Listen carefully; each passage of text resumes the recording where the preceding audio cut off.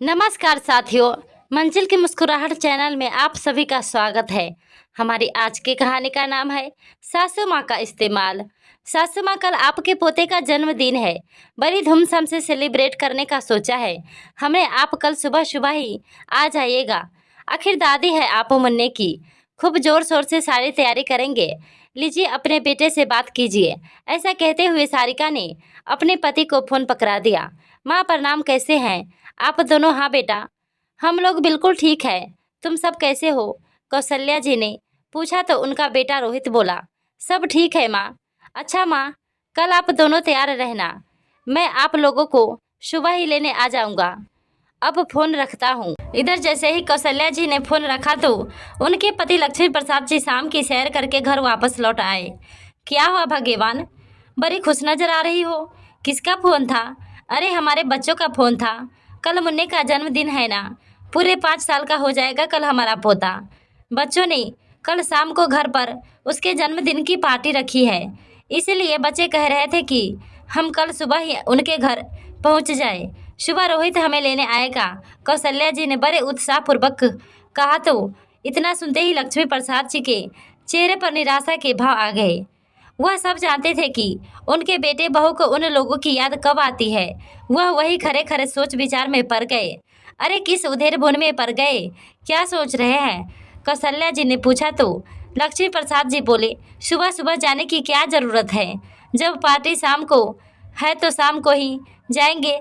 फिर कौशल्या जी बोली, अरे हम तो उनके अपने हैं, जाकर थोड़ी मदद कर देंगे तो घीस थोड़े ही ना जाएंगे। फिर लक्ष्मी प्रसाद जी ने कहा, इसीलिए तो आपकी बहू आपको बुला रही है।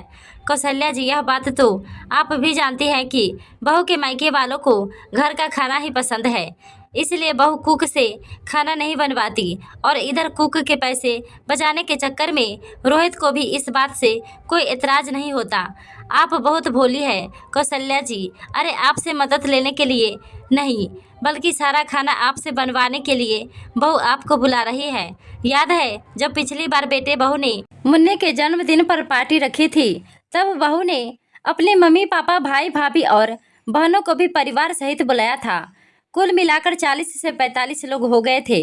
तब भी रोहित ने हमें एक दिन पहले बुला लिया था और मदद करवाने के नाम पर बहू ने इतने लोगों का खाना बनवाने के साथ साथ घर का बाकी सारा काम भी आपसे ही करवाया था। बहू की बहनें और भाभियाँ भी समय से पहले पहुंच गई थी, लेकिन सारा काम आप पर डालकर बहू उन लोगों के साथ शॉपिंग करने चली गई। और जब शाम को सभी दोस्त और रिश्तेदार आए तो बहू अपने मायके वालों के साथ गपशप में व्यस्त हो गई और इसी बीच आपको चाय बनाने का ऑर्डर भी दे गई। बीच बीच में आपको तारीफों के झाड़ पर भी चढ़ाती जा रही थी कि माँ जी के बिना तो यह सारा काम संभव ही ना हो पाता। देखो ना, कुक से भी ज़्यादा अच्छा खाना बनाती है मम्मी जी। सबको माँ जी के हाथ का ही खाना पसंद है, इसलिए मैंने कुक भी नहीं लगाया। थोड़ी सी तारीफों के बदले इतना काम करवाया था कि थक कर चूर हो गई थी। आप उस दिन और 2 दिन तक आपका बुखार नहीं उतरा था और बेटे बहू से तो तुम्हारा हाल चाल जानने के लिए फ़ोन भी नहीं किया गया था। अरे आप भी ना कैसी बातें लेकर बैठ गए। जैसे भी हो, आखिर है तो अपने ही बच्चे, ऐसा आपको लगता है कौशल्या जी? अगर हमारे बेटे को इस बात का थोड़ा सा भी एहसास होता तो क्या वह बहू के कहने पर हमें छोड़कर अलग घर में रहने चला जाता? हम लोगों के साथ रहने में तो बहू का दम घुटता था। स्वतंत्र जीवन जीने की लालसा में हमें छोड़कर चले गए। हमारे इकलौता बेटा बहू, अगर स्वतंत्रता उन्हें इतनी ही प्यारी है तो जीने दो उन्हें स्वतंत्र जीवन। कोई ज़रूरत नहीं है उनके घर में मुफ्त की नौकरानी बनने की। चाहे कुछ भी हो जाए, अब मैं तुम्हें और इस्तेमाल नहीं होने दूंगा। अरे पर हमारे पोते का जन्मदिन है, जाना तो पड़ेगा ना, कौशल्या जी ने कहा। तो लक्ष्मी प्रसाद जी बोले, बस जैसा मैं कहता हूँ तुम वैसा ही करती जाना। अगले दिन सुबह 8 बजे ही रोहित अपने माता पिता को लेने आ गया, लेकिन आकर देखा तो दोनों में से कोई तैयार नहीं था।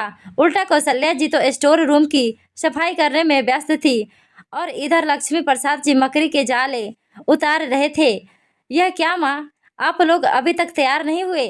मैंने तो आपको कल ही फ़ोन करके बता दिया था ना कि मैं आपको लेने आऊँगा, फिर भी आप लोग बेटा, वह क्या है ना, दिवाली नज़दीक है तो हम लोगों ने सोचा कि थोड़ी साफ सफाई ही कर ले। अब करना तो हम लोगों को ही है, तो सोचा वक्त रहते ही सारा काम निपटा ले। लेकिन माँ, मेरे ससुराल वालों को तो आपके ही हाथ का खाना पसंद है, इसलिए तो आपकी बहू ने मुझे सुबह सुबह ही आपको लेकर आने को कहा है। रोहित बोला तो कौशल्या जी ने कहा, हाँ बेटा, वह तो ठीक है, लेकिन अपने घर का सारा काम करते करते तो मुझे भी थकावट हो जाती है। हम लोग तो शाम को ही आ पाएंगे, लेकिन माँ, यह सब काम तो आप फिर कभी कर सकती है। अभी आप लोग मेरे साथ चलिए। रोहित जोर देते हुए बोला। लेकिन इस बार कौशल्या जी भी बेवकूफ़ बनने वाली नहीं थी। सारी के पल्लू से माथे का पसीना पोंछते हुए बोली, बेटा, आज तो वाकई मुझ में और काम करने की हिम्मत नहीं बची। मैं तो शाम को ही आ सकती हूँ, और वैसे भी मैं कोई काम वाली बाई थोड़ी ना हूँ जो इतने लोगों का खाना बनाती रहूं। अब बहू को स्वतंत्र जीवन पसंद है तो यह सब काम भी उसे खुद ही करने चाहिए, कहकर कौशल्या जी फिर से अपने काम में व्यस्त हो गई। उधर लक्ष्मी प्रसाद जी उनकी यह बातें सुनते हुए मन ही मन मुस्कुरा रहे थे कि आखिर कौशल्या को मेरी बात समझ में तो आई। कौशल्या जी की यह सब बातें रोहित को कुछ बुरी तो लगी, लेकिन समझ में तो उसे भी आ रहा था। खैर, वह तो वापस चला गया, परंतु जैसे ही अपने घर पहुंचा तो उसकी पत्नी सारिका उसे अकेला देखकर बोली, अरे, आप अकेले ही वापस लौट आए हो? माँ बाबूजी कहाँ है? वह सारिका दरअसल माँ अपने घर का काम करने में व्यस्त थी, इसलिए बहुत थक गई थी। वह लोग तो शाम को ही आ पाएंगे। पार्टी की सारी तैयारियां तुम्हें अकेले ही करनी पड़ेगी। इतना सुनते ही सारिका के पैरों तले जमीन खिसक गई। अब इतनी जल्दी कुक का इंतजाम कैसे होगा? और अगर खाना बाहर से मंगवाया तो घर पर जो सामान मंगवा रखा है उसका क्या होगा? अब तो सारे काम के बारे में सोच सोच कर सारिका के हाथ पांव फूलने लगे और सोच में पड़ गई कि आखिर अब क्या किया जाए। मन ही मन उसे अपनी सासू माँ पर गुस्सा आ रहा था। फिर कुछ सोच विचार कर उसने अपने मायके में फ़ोन किया और अपनी माँ से बोली, माँ, पार्टी की तैयारी करवाने के लिए मुझे मदद की ज़रूरत है। आप भाभी को अभी मेरे घर पर भेज दीजिए। लेकिन यहाँ भी उसे मुँह की खानी पड़ी। उसकी भाभी ने स्पष्ट जवाब दे दिया कि इतना सारा काम तो मुझसे ना हो पाएगा। आप किसी मेड को मदद के लिए बुला लो तो ही अच्छा है। थक हार कर सारिका ने फिर से अपनी सासू माँ को फ़ोन लगाया, लेकिन इस बार कौशल्या जी ने भी फ़ोन नहीं उठाया, क्योंकि अब भी समझ चुकी थी कि आज तक केवल उनका इस्तेमाल ही किया जा रहा था। आखिरकार सारिका खुद ही रसोई घर में घुसी और जल्दी जल्दी से सारा काम करने लगी। लेकिन शाम तक उसकी हालत खराब हो चुकी थी। जहां पहले वह सोच रही थी कि सासू माँ को काम पर लगाकर मैं ब्यूटी पार्लर में तैयार होने चली जाऊंगी, वहाँ अब यह हालत हो गई थी कि शाम को मेहमान आने लगे और उसने कपड़े तक भी नहीं बदले थे। शाम के समय जब कौशल्या जी और लक्ष्मी प्रसाद जी अपने बेटे बहू के घर पहुंचे तो सारिका ने उन्हें देखते ही मुंह बना लिया और उनसे ढंग से बात नहीं की। परंतु अब कौशल्या जी को कोई फर्क नहीं पड़ रहा था। उन्होंने तो आराम से खाना खाया और थोड़ी देर बाद वे लोग अपने घर वापस चले गए। कौशल्या जी हर बार ऐसा ही करती और उधर सारिका को भी समझ में आ गया था कि अब उसकी सासू माँ बेवकूफ़ बनने वाली नहीं है।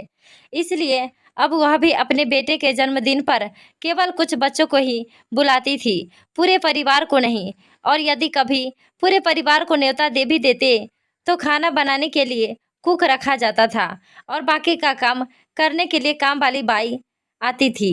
दोस्तों, ये कहानी कैसी लगी कमेंट में अपना राय ज़रूर बताएं। साथ ही चैनल पर नए हैं तो लाइक, शेयर और सब्सक्राइब करना ना भूलें। बहुत बहुत धन्यवाद।